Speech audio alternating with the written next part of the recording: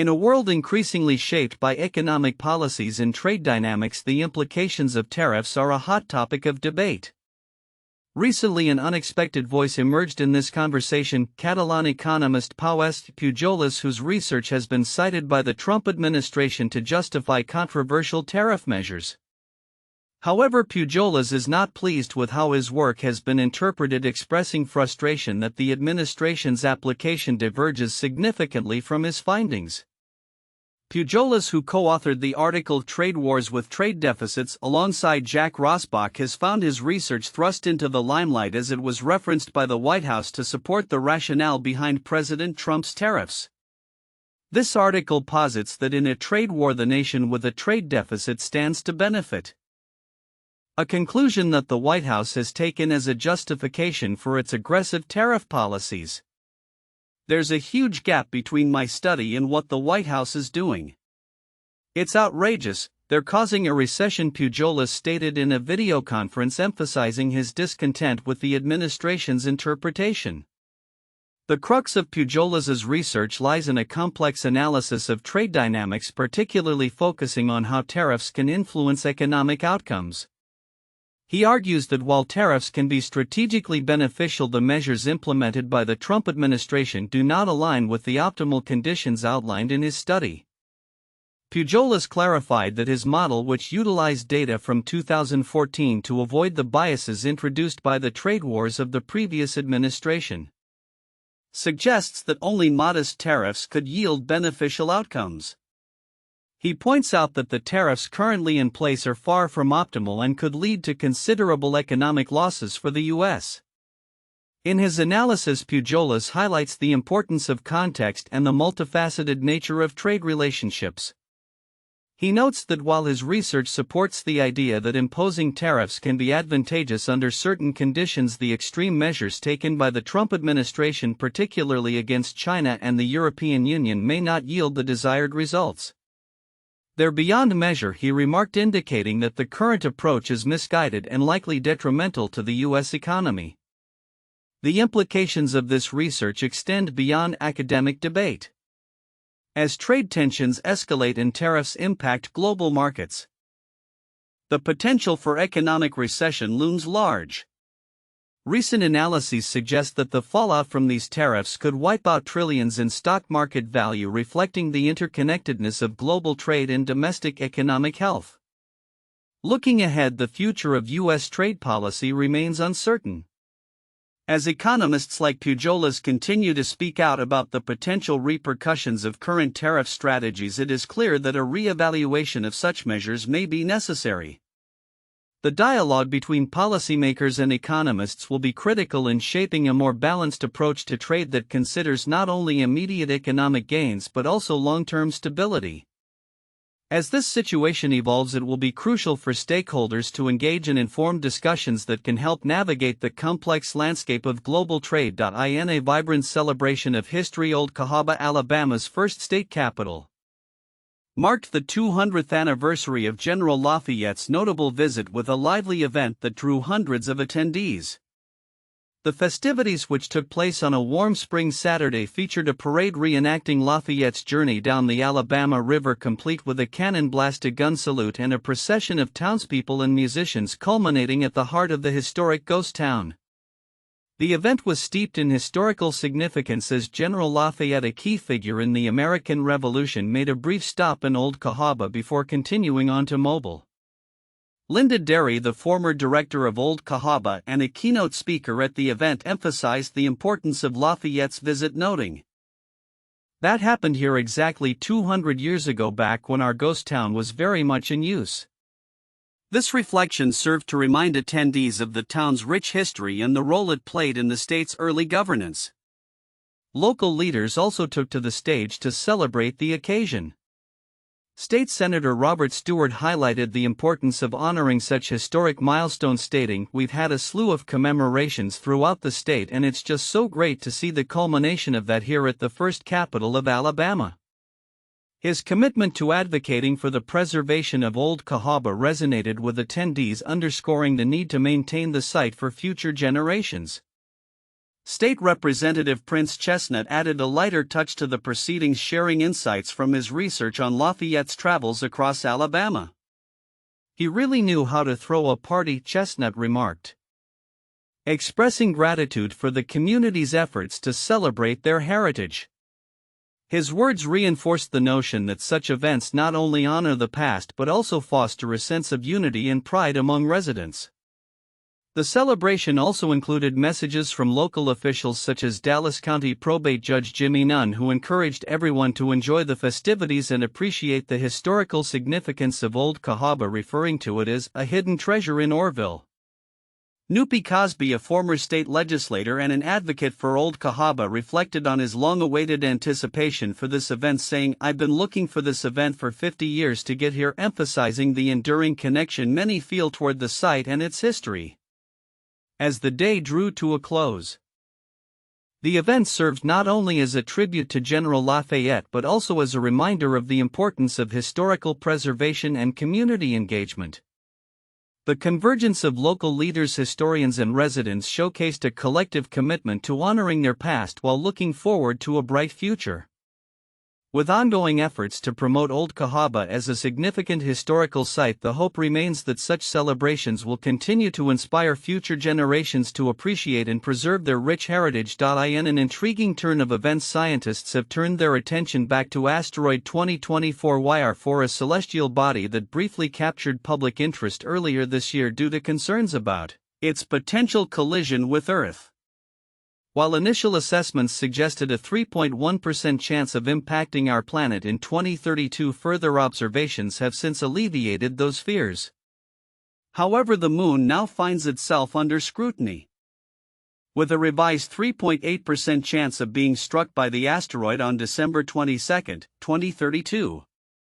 Though the prospect of an impact might sound alarming, NASA has assured that even in the event of a collision it would not alter the Moon's orbit. Asteroid YR4, first detected in December, has since been the subject of extensive study. Its peculiar shape and composition have piqued the interest of astronomers. Bryce Bolin, a lead author of a forthcoming paper on the asteroid published in the Astrophysical Journal Letters, explained the significance of this research, stating, "Studying this asteroid was vitally important in understanding the population of Earth crossers that have the potential to be Earth impactors and are poorly understood." Utilizing the Gemini South Telescope in Chile, Bolin and his team were able to analyze the asteroid's light curve, a pattern of light output over time, which helped them infer its characteristics. One of the most surprising findings is the asteroid's shape, which resembles that of a hockey puck, differing markedly from the more common potato or top-like shapes typically associated with asteroids. This unique geometry, along with its rapid rotation period of about 20 minutes, adds to the asteroid's intrigue. Bolin noted, "This find was rather unexpected, since most asteroids are thought to be shaped like potatoes or toy tops rather than flat disks." Further analysis conducted by the WOM Keck Observatory in Hawaii provided insights into the asteroid's composition. The data suggests that YR4 is likely comprised of solid rock as opposed to the rubble pile structure often observed in larger asteroids. The implications of this understanding are significant for planetary defense strategies, particularly in light of recent missions such as NASA's DART, which aim to test methods of deflecting potentially hazardous asteroids. The asteroid's dimensions have also been clarified, with the James Webb Space Telescope estimating its size at approximately 200 feet wide, comparable to the height of a 15-story building. This measurement aligns with earlier predictions that varied between 130 and 300 feet wide. As scientists continue their research, including planned observations with the Webb telescope later this month, the knowledge gained from studying asteroid YR4 is expected to enhance our understanding of similar celestial bodies and their potential risks to Earth and its natural satellites. While the immediate threat to Earth has diminished, the possibility of a moon impact presents an exciting opportunity for astronomers to study the relationship between asteroid size and impact crater formation, providing data that has remained largely unexplored. In summary, while asteroid 2024 YR4's potential threat to Earth has been largely mitigated, it remains a focal point of scientific inquiry. As researchers delve deeper into its origins and characteristics, future observations promise to shed light on the complexities of these space rocks and their interactions within our solar system. The coming months may reveal even more about why are reinforcing the importance of continued vigilance and research in planetary defense. In recent months, the urgent need for additional psychiatric care facilities for children has become increasingly evident, particularly amid a growing mental health crisis across the United States. The situation is starkly illustrated in a suburban St. Louis community where plans for a new 77-bed pediatric mental health hospital at Webster Groves have ignited concerns among local residents. Their apprehensions mirror fears seen in various communities nationwide where proposals for similar facilities have often met with resistance fueled by misunderstanding and stigma surrounding mental illness. The backdrop of this resistance can be understood through the lens of personal stories such as that of a St. Louis teenager whose suicidal ideation became alarmingly real when a note was discovered in his possession. His mother, who has chosen to remain anonymous, recounted their struggle to find adequate care, noting that the local hospital's behavioral health center was at capacity, forcing them to endure a lengthy wait in the emergency room. This experience highlights a critical gap in mental health resources, with local hospitals acknowledging the dire shortage of inpatient psychiatric beds for children, a situation described as a crisis by Mercy Hospital representatives. The demand for pediatric psychiatric care has surged in recent years, exacerbated by a rise in mental health issues, particularly among adolescents, driven by factors such as the COVID-19 pandemic, social media influences, and increased isolation. According to a study published in the journal Pediatrics, instances of boarding where patients wait in emergency departments for inpatient care have increased significantly. From 2017 to 2023, the number of children experiencing delays of 2 days or more for psychiatric transfers rose by 66%, underscoring the pressing need for more facilities. In this context, St. Louis Children's Hospital, in collaboration with behavioral health provider KVC, has proposed the construction of a new facility aimed at addressing these pressing needs. However, the project has faced significant pushback from community members who fear it might compromise their neighborhood's safety and property values. Such concerns are rooted in long-standing stigmas surrounding mental health, with opponents often suggesting that these facilities be placed in remote locations, a notion that advocates argue only serves to reinforce harmful stereotypes about mental illness. Cynthia Rogers, a pediatric psychiatrist at St. Louis Children's, emphasized the importance of having mental health facilities close to families, stating, "We wouldn't take children with cancer and say they need to be 2 hours away."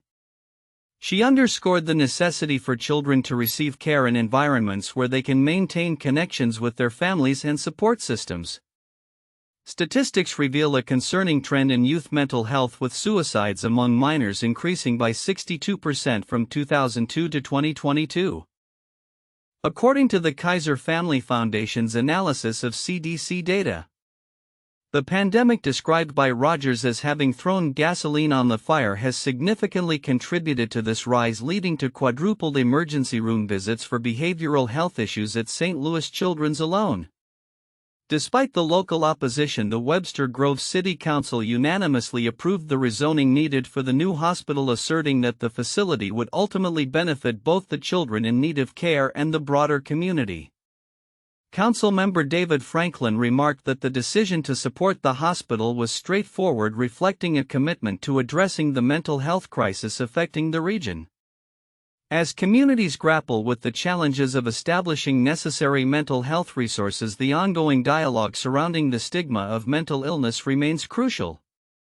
Although resistance persists, advocates hope that increasing awareness and education will foster greater acceptance and support for the development of mental health facilities in neighborhoods that need them most. Looking ahead, the success of initiatives like the Webster Groves Hospital will likely depend on ongoing community engagement and efforts to dispel fears associated with mental health care facilities.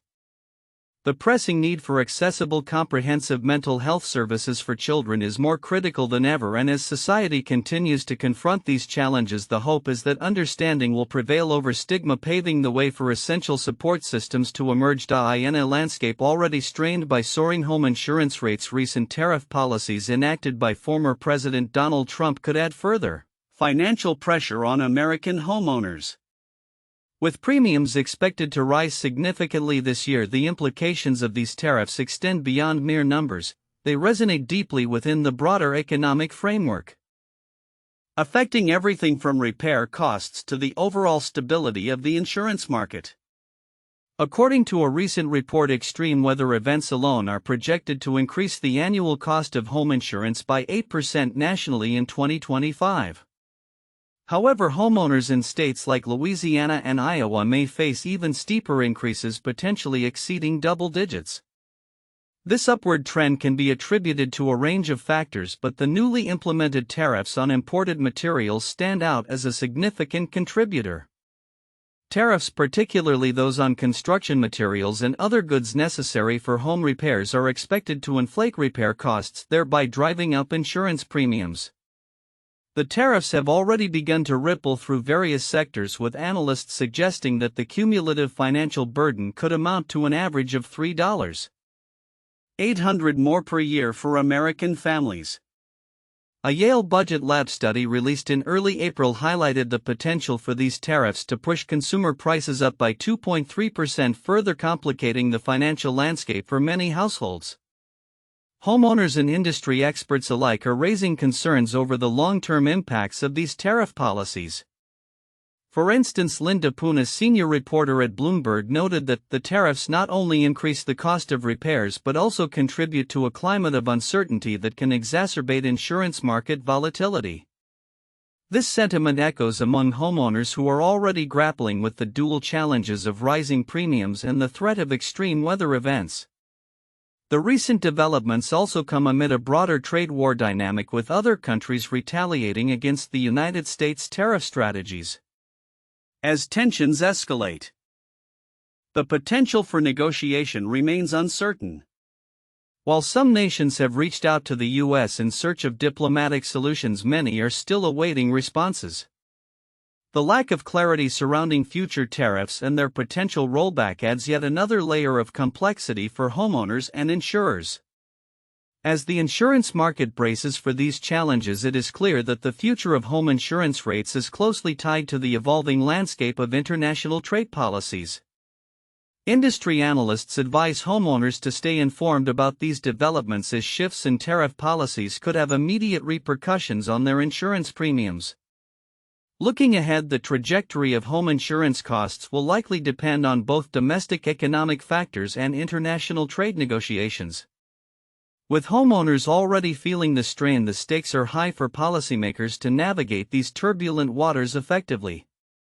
As we move further into 2025, the interplay between tariffs and home insurance will remain a critical topic for discussion among homeowners, insurers, and policymakers alike. The recent mass firings of scientists at the National Institute for Occupational Safety and Health (NIOSH) by the Trump administration have raised alarm bells among public health advocates and safety experts. This sweeping reduction, which affects nearly 873 of the 1,300 employees at the agency responsible for ensuring workplace safety across various industries, threatens the very fabric of worker protection that millions rely on daily. As these scientists are dismissed, the implications of their absence ripple through the workforce, potentially jeopardizing health and safety standards at a time when they are needed most. The firings are part of a broader restructuring of the Department of Health and Human Services led by Secretary Robert F. Kennedy Jr. The administration's decision to cut funding and personnel from critical health agencies, including NIOSH, has been characterized by some experts as a profound misunderstanding of public safety. People won't work in mines or fight fires or drive cars or take new drugs, it turns out, if they don't believe they're safe, notes Kem Mackey, president of the International Safety Equipment Association. This sentiment underscores a critical reality. Safety science is not merely an abstract concept but a foundational element that supports the economy and public confidence. NIOSH, often overlooked by the general public, plays a vital role in various safety evaluations, including the certification of respirators and other personal protective equipment. During the COVID-19 pandemic, the agency gained some recognition for its work in assessing mask efficacy, yet its contributions extend far beyond that. According to MICrONS, without NIOSH, workers are going to get sick. And workers are going to die. The agency has been instrumental in assessing workplace hazards, developing safety protocols, and conducting research that has saved countless lives across numerous industries. The implications of cutting NIOSH personnel are particularly dire in places like Morgantown, West Virginia, where 210 job losses occurred. This laboratory has a storied history of addressing serious issues such as black lung disease among coal miners. The lab has provided free screenings mandated by law since 1969, but such services are now at risk. Catherine Blackwell, a scientist who lost her job, highlighted the immediate dangers of these cuts, stating, "Workers are going to be immediately less safe if no one is testing masks and respirators." NIOSH's contributions to firefighter safety also illustrate its importance. The agency's investigations into firefighter fatalities have led to life-saving recommendations and protocols that have saved an estimated 15 to 45 lives annually. A 2017 RAND study calculated the economic benefit of these protocols to be around $71 million yearly in medical costs and lost work. This is just one example of how the agency's work has far-reaching economic implications, demonstrating that investments in safety research ultimately yield substantial returns. The pandemic also highlighted the critical role of government-backed safety research. During the crisis, NIOSH's testing revealed that about 60% of imported masks failed quality tests. This underscores the necessity of having a dedicated agency that can engage in rigorous safety evaluations, a role that private industries are not equipped to take on due to financial constraints. As MICrONS pointed out, businesses have to make money, and this kind of research costs money. That's what the government is for. Furthermore, the cuts to NIOSH and other health agencies reflect a broader trend of diminishing support for scientific research and public health initiatives in the United States. The ongoing reduction of funding and personnel not only undermines safety but also threatens to create a national environment of mistrust in safety measures among workers and the general public. The economic ramifications could be severe, as businesses relying on a well-trained and safe workforce may struggle to attract employees if safety measures are perceived as inadequate. As MICrONS warns, this will put a damper on any type of manufacturing renaissance. The long-term consequences of these firings may lead to more workplace accidents, increased medical costs, and a decline in productivity. The very structure that supports America's competitive edge in manufacturing and health is at risk of unraveling. As the nation grapples with the ongoing challenges of maintaining a safe workforce, the cuts to NIOSH serve as a cautionary tale about the importance of science and safety in supporting the economy and public health. Looking ahead, the future of workplace safety hangs in the balance. As discussions about restoring funding and personnel to NIOSH continue, the hope remains that the value of safety science will be recognized before it's too late. The challenge now is not only to advocate for these critical positions but also to reinvigorate public trust in safety measures that protect workers across the country. The stakes are high, and the need for a robust scientific foundation in workplace safety has never been more urgent. In an innovative leap for neuroscience, the recently launched MICrONS project promises to reshape our understanding of the brain's intricate workings. This ambitious initiative has generated an unprecedented dataset of high-resolution anatomical images of individual cells within the mouse visual cortex, meticulously mapped to their functional responses. By integrating structural and functional data, the project aims to uncover the computational principles underlying cortical circuits, marking a significant advancement in the field of connectomics. For decades, neuroscientists have grappled with the challenge of mapping the complex connectivity of neurons in mammalian brains, a task rendered daunting by the sheer scale of neural networks. A cubic millimeter of brain tissue houses tens of thousands of neurons connected by hundreds of millions of synapses. Traditionally, researchers focused on smaller scales, investigating single pairs of connected cells, but this approach limited the scope of insights. The MICrONS project, however, builds on technological advancements from the past few decades, including enhanced imaging techniques, machine learning, and artificial intelligence, which have finally made large-scale neural mapping feasible. The MICrONS dataset boasts a staggering 200,000 cells and 523 million synapses from the primary visual cortex and adjacent areas of a mouse. A notable feature of this project is its inclusion of in vivo functional data derived from approximately 75,000 neurons.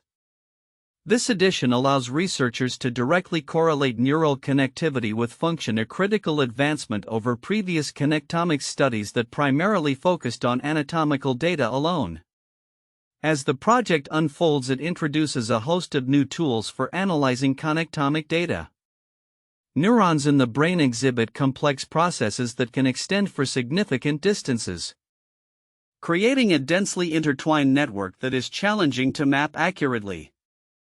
While machine learning algorithms have improved the precision of neuron tracing, they remain prone to errors.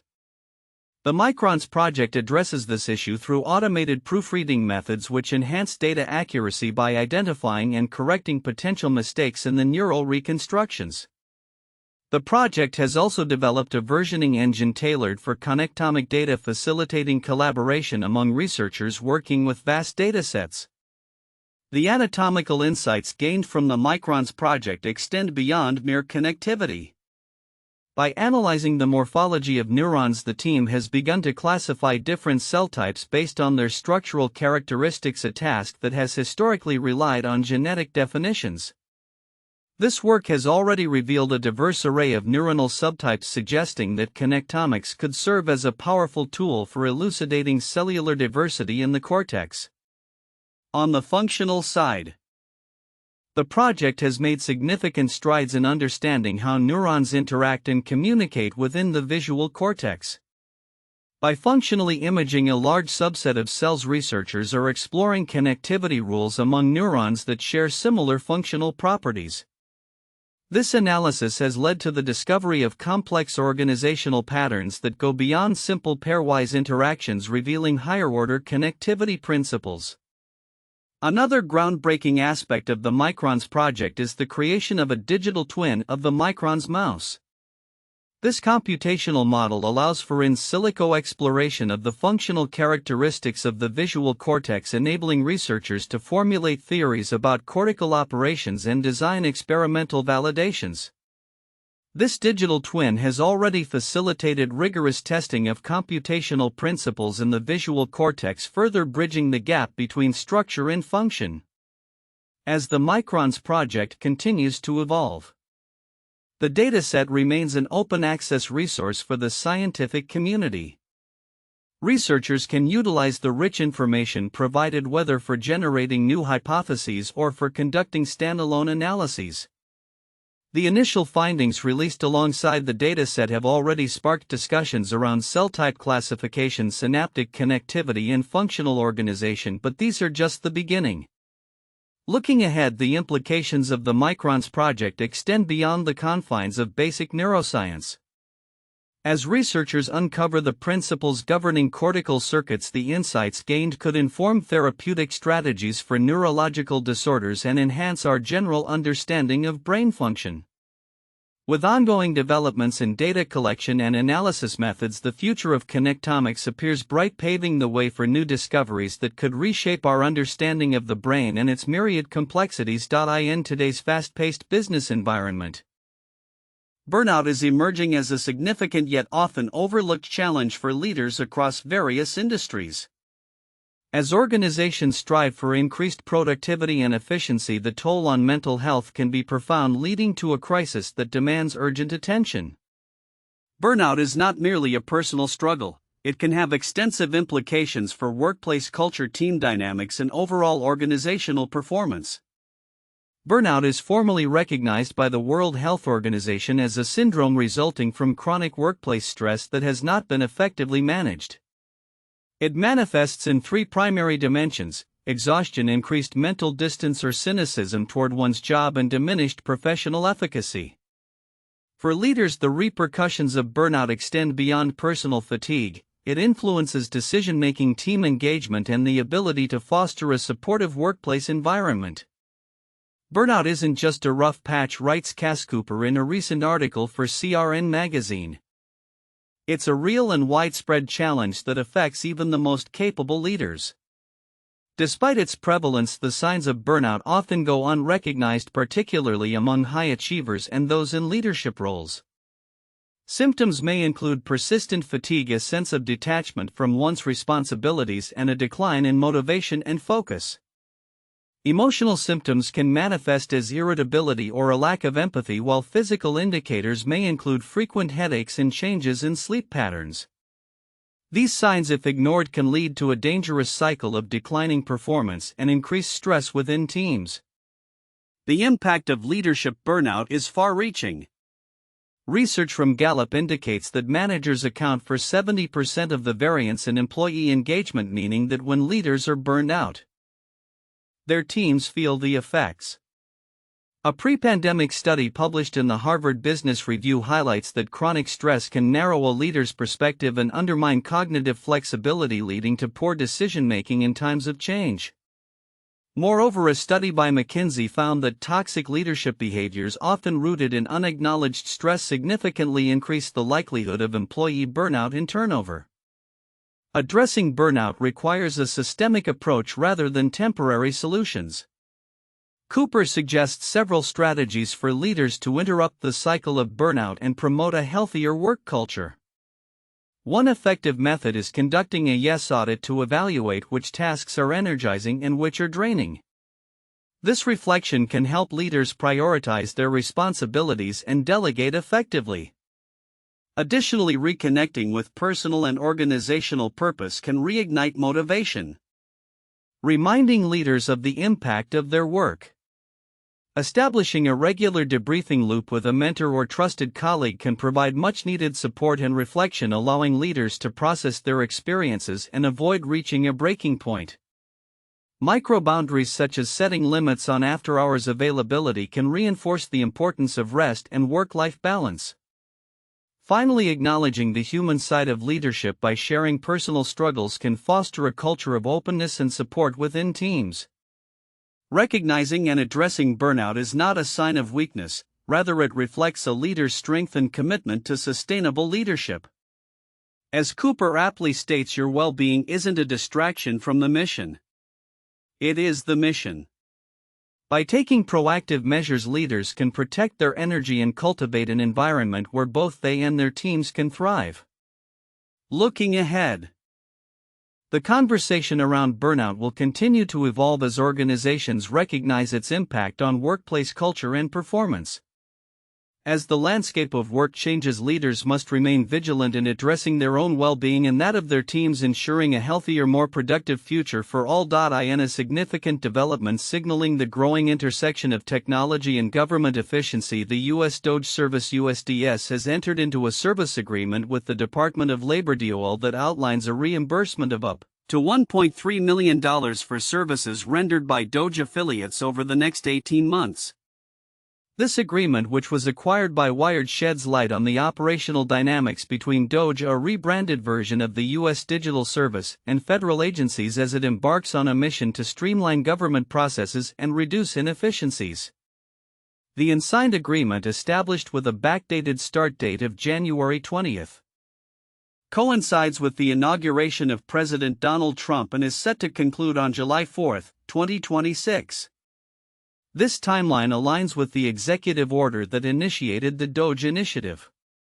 Notably, the estimated cost of services translates to approximately $217,000 per year per DOGE employee, a figure that exceeds the maximum salary for federal civil servants, which is capped at $195,200.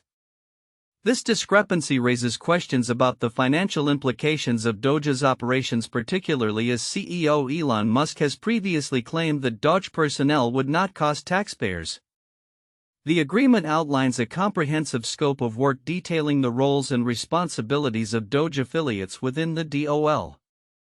The tasks are varied and include providing expertise in software engineering, system design, and IT modernization efforts, all aimed at enhancing the DOL's technological capabilities. The document emphasizes the need for Doge personnel to work collaboratively within existing organizational frameworks while ensuring that they cannot gain unrestricted access to sensitive data without prior approval. Internal meeting notes reveal that Doge currently has only read access to DOL systems, with ongoing discussions about the nature of their requests for more comprehensive access. This careful oversight underscores the DOL's cautious approach in integrating Doge's services, aiming to mitigate risks associated with data security and operational integrity. The personnel involved in this agreement, including Aram Moghadassi, Miles Collins, and Marco Velez, have extensive ties to Musk's various enterprises and have previously held roles in other federal agencies. Moghadassi, for instance, has been associated with several of Musk's companies and has also been linked to work within the Treasury Department.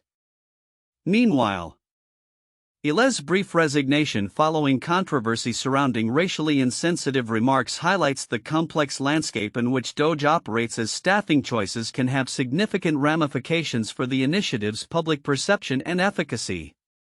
As Doge continues its ambitious goal of reforming government functions to eliminate waste and fraud, and endeavor Musk claims could save taxpayers around $1 trillion, the implications of this agreement will be closely monitored. The DOL did not respond to inquiries regarding the status of the agreement, leaving some uncertainty about the execution of these plans. Looking ahead, the collaboration between Doge and the DOL is poised to be a bellwether for how technology can reshape federal operations.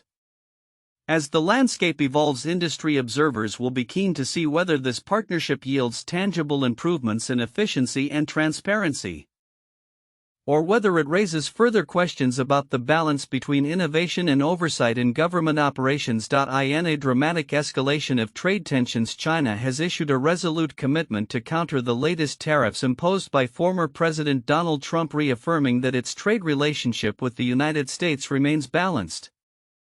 This declaration comes as a staggering 104% tariff on Chinese exports to the U.S. has taken effect, alongside a retaliatory 34% tariff on American goods entering China. The Ministry of Commerce's recent white paper outlines Beijing's stance, emphasizing that it will fight to the end against what it perceives as economic aggression from Washington. China's Ministry of Commerce has been unequivocal in its intent, stating if the U.S. insists on further escalating its economic and trade restrictions, China has the firm will and abundant means to take necessary countermeasures. This declaration reflects a broader strategy as China seeks to navigate an increasingly hostile trade environment while asserting its economic resilience. The ministry maintains that trade between the two nations is roughly in balance, especially when considering services and the operations of U.S. companies in China. The backdrop to this conflict involves not only tariffs but also a series of trade-related disputes. The white paper specifically criticizes the U.S. for not adhering to commitments made in the Phase 1 trade deal, highlighting the controversial U.S. law that threatens to ban TikTok unless its Chinese parent company ByteDance divests its stake. The Chinese government interprets this as a direct violation of promises made during negotiations, further complicating the potential for dialogue. Recent developments saw Trump announcing additional tariffs, including a substantial 50% levy on Chinese goods, which he attributed to the perceived failure of negotiations. The U.S. administration's pivot towards aggressive tariff measures has sparked alarm among global markets, with experts warning of potential economic repercussions that could ripple through both domestic and international economies. As a result of these tariffs, analysts predict heightened inflationary pressures within the U.S. as well as a weakening of the industrial base, potentially leading to recessionary conditions. China's response has not only been limited to tariffs, it has also implemented export controls on rare earth minerals, a crucial component in various high-tech industries. This strategic maneuver underscores the interconnectedness of global supply chains and the potential ramifications of escalating trade hostilities. The Ministry of Foreign Affairs has further emphasized that any resolution must come from a place of equality and mutual respect, an indication of China's unwillingness to yield under pressure. In the broader context of U.S.-China relations, the current trade war is symptomatic of deeper geopolitical rivalries, with both nations vying for dominance in technology and economic influence. The ongoing tensions have led to an environment where countries are reassessing their alliances and economic dependencies. Indeed, some analysts argue that the tariffs could inadvertently push nations closer to China as they seek alternatives to U.S. markets and influence. As the situation evolves, the implications of these tariffs and trade barriers extend beyond immediate economic concerns. They pose questions about the future of international trade dynamics and how nations will navigate the complexities of a multipolar world. With both sides entrenched in their positions, the prospect for a negotiated resolution appears increasingly elusive. Looking ahead, the unfolding trade conflict may prompt a re-evaluation of economic strategies on both sides. The potential for a protracted standoff could reshape not only U.S.-China relations but also the global economic landscape as countries adjust their policies in response to the shifting tides of power. As the narrative of competition and cooperation between these two giants unfolds, the world watches closely, anticipating the next chapter in a saga that continues to redefine international relations and trade. In a groundbreaking development that promises to reshape our approach to sustainability, researchers have unveiled a new waterproof material derived from cellulose, a plant-based polymer that forms the structural component of plant cell walls. This innovative material has the potential to replace single-use plastics in everyday items like cups and straws, offering an eco-friendly alternative that not only performs well but also degrades more quickly than traditional plastics. The team, led by Noriyuki Isabi from the Japan Agency for Marine Earth Science and Technology, has successfully developed a transparent paperboard that, unlike conventional cellophane, does not require harmful coagulants in its production process. Isabi noted, "We have now developed a regenerated cellulose material from this solvent system that is not only shapeable but also has the potential to serve as a sustainable alternative to conventional plastics." This significant advancement allows the material to maintain its rigidity while remaining lightweight. Testing has shown that cups made from this innovative paperboard can hold boiling water for over 3 hours without leaking, and a plant-derived fatty acid salt coating renders the cups completely waterproof. The material can be produced from both recycled and upcycled cellulose, including materials like recovered clothing, making it a versatile and sustainable option. In terms of its environmental impact, initial studies indicate that this cellulose-based material can decompose entirely in marine environments within 300 days, a marked improvement over the hundreds of years it takes for conventional plastics to break down. Bob Namita from the Royal Melbourne Institute of Technology expressed cautious optimism about these developments, stating, "Having a paper-based alternative to plastic is not a bad thing," while also emphasizing the need to critically assess the necessity of single-use items.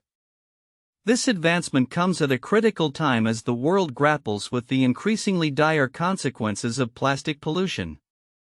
Single-use plastics have been linked to numerous environmental issues, including marine wildlife endangerment and widespread ecosystem disruption. The introduction of a biodegradable plant-based alternative could significantly mitigate these challenges, fostering a more sustainable future. As the research progresses, there are hopes that this invention will not only reduce reliance on plastics but also inspire further innovations in sustainable materials.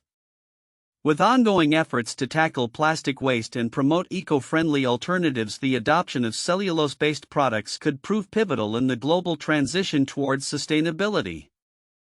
Looking ahead, it will be crucial for policymakers, industry leaders, and consumers to embrace such innovations and create an environment that supports the development and implementation of sustainable materials.